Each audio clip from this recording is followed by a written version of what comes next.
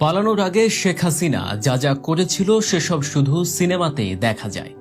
একদিকে জেদি শেখ হাসিনা, অন্যদিকে শান্ত সামরিক কর্মকর্তাগণ। কি হয়েছিল তাদের মধ্যে বিস্তারিত জানাবো আজকের ভিডিওতে। 4 আগস্ট রাত 12টা থেকে সোয়া 12টার দিকে 3 বাহিনীর প্রধানদের সঙ্গে বৈঠকে শেখ হাসিনার পদত্যাগের বিষয়টি তোলে তৎকালীন প্রতিরক্ষা বিষয়ক উপদেষ্টা মেজর জেনারেল তারিক আহমেদ সিদ্দিক। এতে শেখ হাসিনা রেগে গিয়ে জানিয়ে দেয়, যা হওয়ার হবে, তিনি ক্ষমতা ছাড়বেন না। তিনি সেনাপ্রধানকে মেরুদণ্ড শক্ত করে কঠোর হয়ে বিক্ষোভ দমনের নির্দেশ দেন। এরপর তারিক আহমেদ সিদ্দিক বলেছিলেন, সেনাবাহিনী গুলি চালিয়ে কিছু লোককে মেরে ফেললে বিক্ষোভ এমনিতেই দমন হয়ে যাবে। এ সময় তারিক আহমেদ সিদ্দিক বিমান বাহিনীকে হেলিকপ্টার থেকে গুলি চালানোর কথা বলেন। শেখ হাসিনার উদ্দেশ্যে বিমান বাহিনীর প্রধান বলেন, তিনি আপনাকে ডুবিয়েছে এবং আরও ডুবাবে।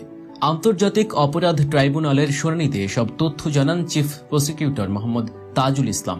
চিফ প্রসিকিউটর বলেন, কঠোর অবস্থানে থাকার জন্য শেখ হাসিনাকে 4 আগস্ট রাতে পরামর্শ দিয়েছিলেন গ্যাং অফ 4।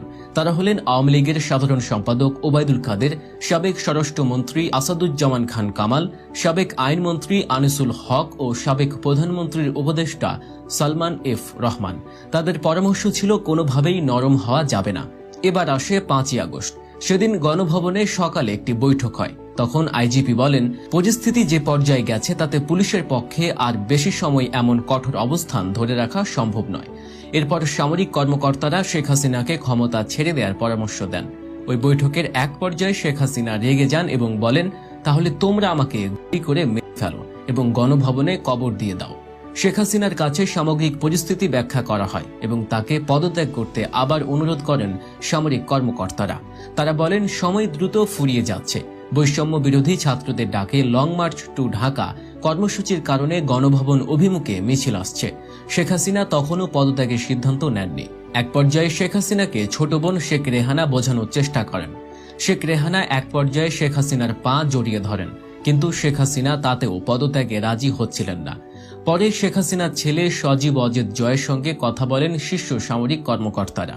জয়কে সামরিক কর্মকর্তারা বলেন, প্রাণে বাঁচাতে হলে তার মায়ের পদত্যাগ করা ছাড়া উপায় নেই। পরিস্থিতি বুঝতে পেরে শেখ হাসিনার সঙ্গে কথা বলেন জয় এবং তার কথায় ক্ষমতা ছাড়ার সিদ্ধান্ত নেন শেখ হাসিনা। চিফ প্রসিকিউটর বলেন, শেখ হাসিনা একটি ভাষণ রেকর্ড করে টেলিভিশনে প্রচার করতে চেয়েছিল, তবে সময় সংকটের কারণে শেখ হাসিনাকে গোছানোর জন্য 45 মিনিট সময় দেয়া হয়, কারণ গণভবনের দিকে লাখ লাখ ছাত্র জনতার মিছিল আসছিল। 5ই আগস্ট বেলা 11টায় আইএসপিআর থেকে বিটিভির মহাপরিচালককে জানানো হয় সেনাপ্রধান বেলা 2টায় জাতির উদ্দেশ্যে বক্তব্য দেবেন। অবশ্য সেনাপ্রধান